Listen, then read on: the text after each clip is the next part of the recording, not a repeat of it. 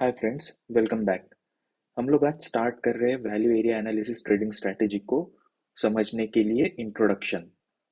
इसमें हम लोग बताएंगे मार्केट मूव कैसे करता है, सप्लाई एंड डिमांड का क्या रोल होता है, और उसके बाद हम लोग इस स्ट्रैटेजी के डीप में जाएंगे। ठीक है।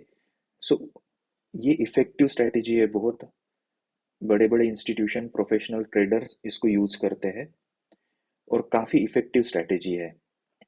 Let's start with the basic introduction. So first thing is market क्या है, मार्केट मूव कैसे करता है। मार्केट को मूव करने के लिए हमको चाहिए सप्लाई और डिमांड, राइट।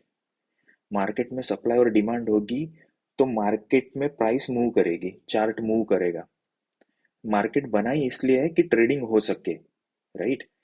ट्रेडिंग हो सके, उसमें कुछ खरीदने वाले हो, बायर्स हो, उसमें कुछ सेलर्स हो, बेचने वाले हो, तभी प्राइस मूव करेगा। अब प्राइस जब मूव करेगा तब उसके कुछ कैरेक्टरिस्टिक्स भी होंगे, सप्लाई और डिमांड के, राइट। अब सप्लाई जब डिमांड से ज्यादा होगा तो प्राइस गिरेगी, बेसिक चीज है। अब जब डिमांड सप्लाई से ज्यादा होगा तो प्राइस को ऊपर जाना है। ये सप्लाई और डिमांड का बेसिक नेचर है। अब इसके वजह से प्राइस चार्ट पे मूव करती है और इसके लिए हमारी ट्रेडिंग जो है हमको मतलब हमारे लिए अवेलेबल होती है, हम ट्रेडिंग कर पाते हैं इसकी वजह से।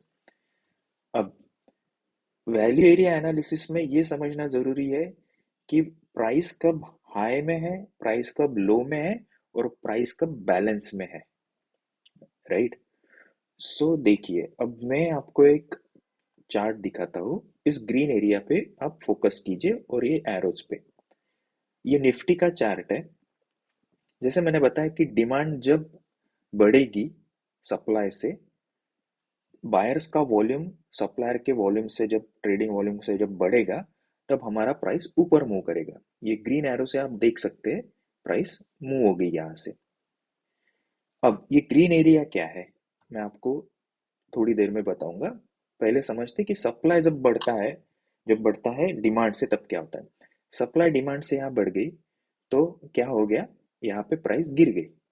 बट ये बीच वाला एरिया क्या है, ये बीच वाला एरिया तब है जैसे ही डिमांड बढ़ी और प्राइस ऊपर गई, तब सप्लायर्स को क्या लगा कि अभी हमारा जो प्राइस है वो फंडामेंटल जो न्यूज़ है या कोई भी रीजन रहने दो, उसके हिसाब से अब यहाँ तक इसका आना ठीक है।